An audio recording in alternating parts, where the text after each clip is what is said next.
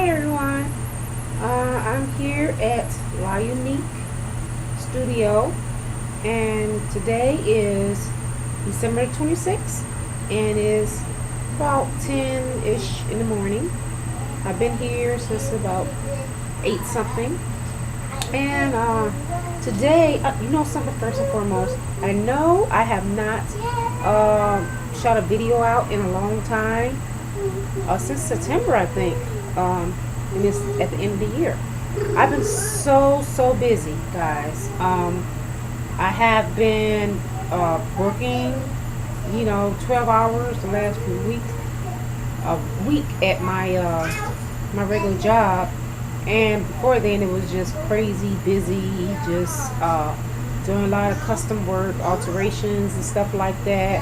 And I'm in the process of remodeling my boutique. I'm almost done. I've just been taking my time, and it's appointment only. So, in between work, doing the boutique, having my grandbaby, I just rest. The little rest I can get. So, right now I'm organizing all of my fabric, my scrap fabric, and going through all my bins that's up here. I have a lot of bins that's up here, and throwing away any scrap fabric that I know I'm not going to use anytime soon.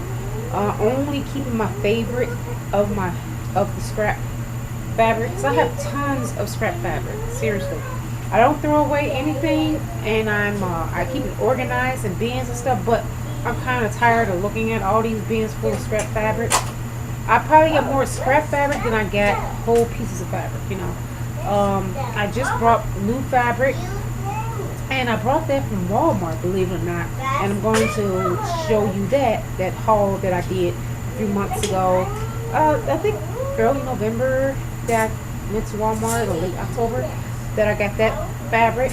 And I caught some great fabric on sale. But like I said, I am going through all of my scrap fabric bins and pulling out the ones that I know that I love. And some fabric, I got to tell you, some fabric that I had bought some years ago was some beautiful, expensive fabric. And I end up experimenting with some of the fabric and like the garment, took it down. It's something I'm looking at saying, why did I even touch that fabric till I knew exactly what I was going to create from it. But that's how it was at the beginning, I didn't buy cheaper fabric. Whatever fabric I bought, whether I paid a lot for it or a little for it, I would make something from it. If I didn't like it, I take it apart, or I put it in my to be reworked bin. But I don't have a to be reworked bin anymore because it became overwhelming. I had so many other projects. I put sleeves, it was just insane, so I don't do that. It's a garment that I know that I'm going to eventually put online with my line of my brand of clothing, or I'm just not going to make it, so if I'm not inspired to create, I don't touch the fabric at all until I know I got a pattern or idea exactly what I'm going to do with the fabric. I don't waste fabric anymore, because sometimes that's all. You go to the fabric store thinking that you're going to find it again, they got a different print or similar print, and they don't even have it anymore. So I don't touch it unless I know I'm going to create it. But this was some of the fabric that isn't pretty. I brought probably 3 or 4 yards of each one of these, and they came in this a green. Well, actually, it was an overlay. Let me show you. It was overlay of this, and I just torn off. I just waste this fabric. I don't even have anything online that's made that I took apart. Seriously. Yeah, some of the garments I wish I didn't take apart, but that's how I am. So I ripped off the overlay of the sheer because I use these for embellishments. And make some roses from them. Add on the collar or cuffs or something. So all my scrap pieces, I ripped them apart. And this is the green, as you can see. It's all the green. So I'm just going through everything, all the bins and stuff. And then yesterday was Christmas, right? I went through all of my crochet items, and my bin that all of my crochet items that I haven't completed yet, you know, that I show you guys off and on. So I went through that and I hung everything up. I took it out the bin because I just got tired of seeing that bin of garments that is incomplete. And I'm trying to get to, I don't like making a goal list for the beginning of the year.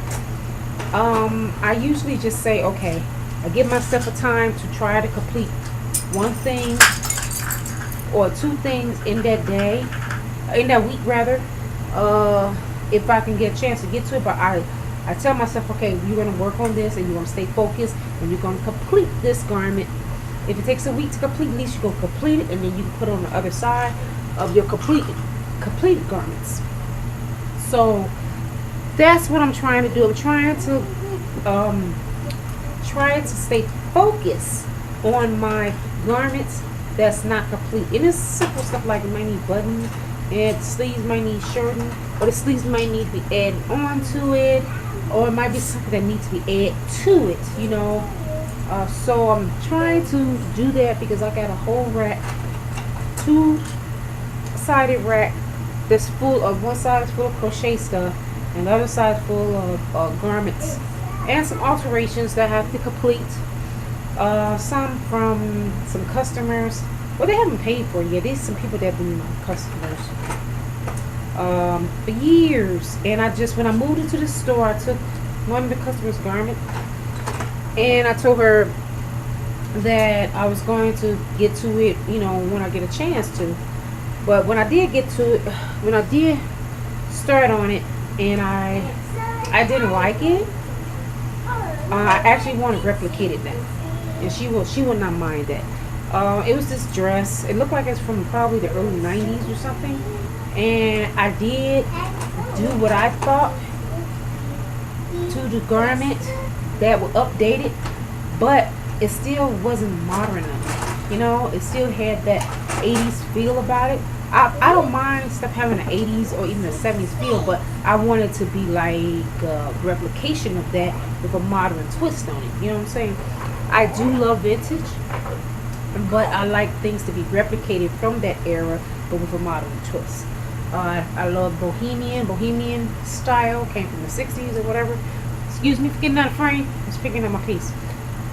So I tend to try to stay true to me and my design and stay focused. A lot of times I have a problem staying focused on completing my own line because I got all these ideas in my head, and I know some of you guys can relate where you have an idea for one thing and then you be like, oh God, and you put that down and you remember what you was doing with that garment. And sometimes I write a note and tell myself what I'm doing. I need to get back on track of doing that because I used to write notes down all the time, and I had stopped writing all these notes down on stuff and pinning this stuff and saying, okay, I said, oh, that's the collar to this garment, you know, and I write the number of the garment down, pattern number of the garment down, and pin it to that. And that was a great idea, but it kept me organized.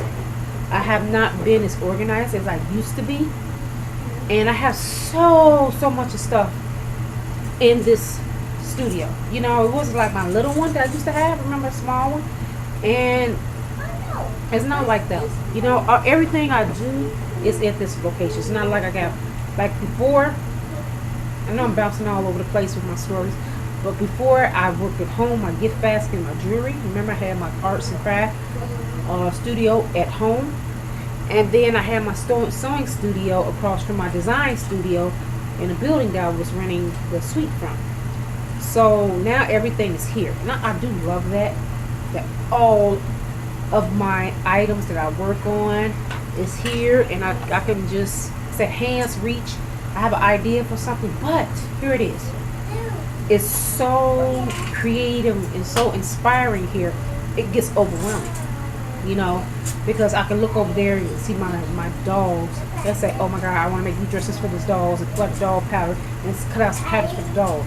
Oh, I got a great idea for centerpieces of roses and make these roses. Because, you know, it's not a walls to divide anything. It's just a free flow environment where I'm inspired by everything around me. So I tend to get kind of like all over the place with my creating. So now I'm trying to stay focused on the task that I'm dealing with at that time. And trying to say, keep myself motivated on that task, I'll introduce something new to that task that I'm working on, So, does that make sense? You know, because I get distracted on other things, other ideas. So, when I'm working with crocheting, I tend to stay focused on crocheting because I might be making let me see. Like I was going through Pinterest and it was this hat, and it was crocheting in front post only to get the ridges and stuff, and it turned out wonderful, right? I might show you that one day. And the hat, how many stitches they told me to do, chains they told me to do to create the hat was huge. The hat was huge, and I was like, "Why this hat getting bigger and bigger and bigger?" I'm like, I thought I was going for like a small adult head, but after a while, I said, "Okay, this is not working as a hat," and I wanted to take it down, but I like how it looked. So I said, this could be the turtleneck of a sweater. So that's what I started doing, the turtleneck of that sweater. So it ended up, I thought I'd show you, if you don't mind that I'm stepping out of frame right now to show you it. So give me 5 seconds to go over here on this rack and I'll be right back. Okay.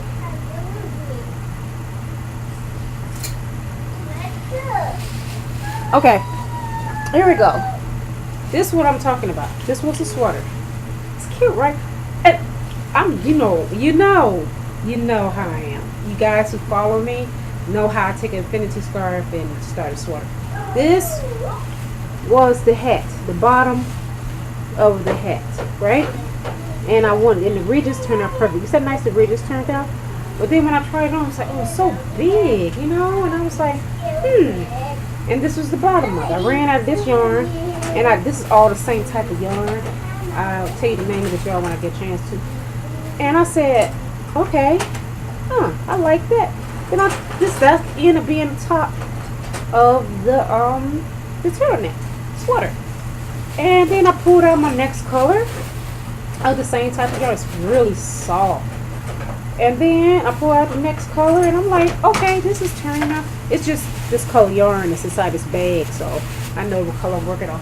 So this is the top of it, and the sleeves, how it's turning out. So I'm gonna make the sleeves a little bigger, and I actually want like some puffy sleeves. Like, I think that looks so cool. So kind of like puffy, and then kind of tight right here. I don't know. It's an idea, but sometimes my ideas in my head don't execute out the way it's in my head, and I end up going on a whole free flow thing. But this turtleneck is so pretty. Look at that. That turned out perfect. I love that. But that's what I'm working on. That's one of the projects, the crochet items the last one that I've been working on. Okay? Excuse me for getting out of frame. So, like I said, I'll stop and I'll do something like that, and I'll go organizing some. Then I work in a boutique.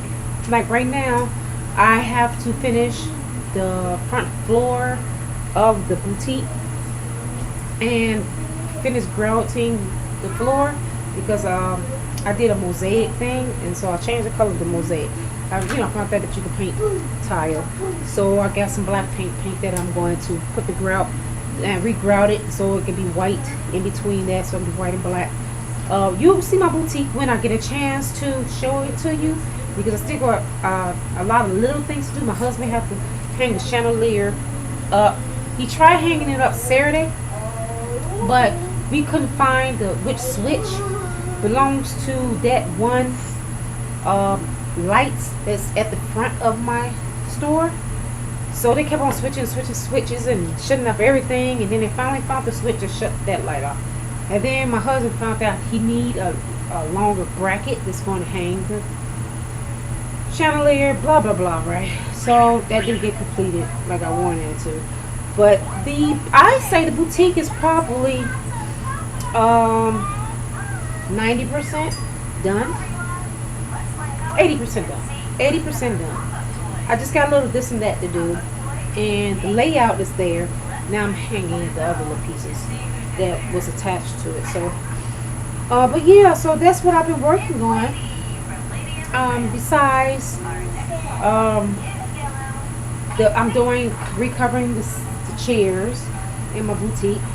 It's a seating area is in a boutique, and it's going to be where I consult the customer because if they wanted something designed, and I got a seating area for that table and chairs, and I have a tea section where if they want tea, or I'm gonna bring some coffee in. I'm gonna have a coffee pot, so tea and coffee. So I actually can use my pretty teacups now, right? And on display and to drink out of. Make it, it's not gonna just be sitting there looking pretty. You can actually use them to drink out of. So eventually I have to get like another beverage cart. I'm gonna go try to find one. Go to thrift stores and try to find one first this week, and then if I can't find a thrift store, I'm gonna go to Home Goods and see if I can find one at Home Goods. Sometimes Home Goods, if you ever been Home Goods have the most coolest, unique pieces ever. So I haven't been to Home Goods in a long time. So I'm going to hit that. I might hit that store today. Just go see what they have. It's right by where I live. So yeah, that's what I've been working on. I'm telling you guys, I've been so busy redoing this. And I want to give a shout out to Exantha. Exantha has been Exantha Designs. If you guys ever follow Exantha, she's this fabulous, wonderful fashion designer that also do unique pieces. And just go to her channel and subscribe to her because she is totally awesome. I love everything about Exantha. She inspired me to stay who I am and be true to me. She gave some video out to me, and just for me to stay true to who I am and stay focused, she recommended a book on doing my business plan. I keep on starting my business plan over the years, and I stop because I feel like it's not good enough. And I start again, and I redo it, and I go look up stuff on the internet to see what I'm missing in my business plan. But I'm going to go get that book that she recommended for me because I tend to like to look up stuff and see examples, see if I'm following the right order of writing my business plans. I tell you, writing a business plan is really not as easy as I thought it was some years ago. But I want everything. This is my dream. You guys know this. Is to have this 1,500 square feet place and to have everything that I ever done created in this place, and have a production studio in the back and have a boutique in the front. This is my dream, and I want to live my dream. I don't like exactly saying some people die and never live out their dream. I don't want to do that. Whether I become extremely wealthy from doing this or just stay like I am, I'm going to live out this dream. But I believe that God has a purpose and a plan for me in my life, and this is going to be incorporated in his purpose and plan for me because I love doing this. If I can be here every single day for 12 to 15 hours a day, I would. My husband know that too. She kind of lives at that store. If she's not at home or her job at the bakery, she's there. And that's true. I am. But I'm trying to stay focused because I'm telling you, when I decided to redo the store and invest more money into the store, I knew that I had to close down and make it appointment only. And I knew I was going to lose some of the customers that I had. I said, well, if they was faithful to me, they'll come anyway. They'll call me and say, Chris, when are you going to get the shop? I see that you're appointment only. What is your days? I need to drop some alteration or redesigns or whatever off. They will still be faithful to me, right? But that didn't happen for the majority. The ones that became faithful are the ones that probably been with me since the day one when I opened. And I'm blessed for those people that stay with me regardless. And, to those people that think that, Chris, what are you doing now? I don't even look at them as saying that you're haters. I am a creative person. People who know me know that I have been doing this since I was a little girl. creating and doing stuff. Some people thought it was weird and strange what I was doing, but I stayed true to me. Sometimes it was hard because being this creative and artsy tends to be lonely because you have nobody else that's as faithful and focused and diligent as I am. If I say I'm going to do something, I do it because I see a vision. God gives me the vision. And then once I get the vision, I write it down and I run with it. And that is scripted. So, excuse me. And I tend to write the vision down. And then when it's time for the vision to be manifest, I go with it. I go with that flow of whatever the Spirit tells me to do. And it gets hard. You know, you creative people know that it is hard being this having, because it's like your brain don't shut down, right? It's like you get all these ideas and all these visions to do all this creative stuff, and you feel like, okay, I need to shut down my brain. I can't just work 24 hours a day. I can't just constantly be, on the internet, because I will be so obsessed with being on trying to complete my garments or trying to complete something, because I don't like having anything half done. That's why I was telling you about these garments, that they have to be completed for me to go to the next level, So I'm gonna take a little break. I've been talking for 21 minutes and 27 seconds. That's what my computer says. And I'm going to do a part 2, hopefully today, of the fabric haul and other stuff that I've been working on. Okay, God bless you all, and sorry about such a long stretch from the time I posted the last video to now, but I hope you guys had a wonderful Christmas, and hopefully I will see you soon in the next video. Okay, bye. And don't forget to subscribe to me. Those of you who have not subscribed to me, come on, just don't watch me, subscribe to me. Okay, God bless, and I'll talk to you soon. Bye bye.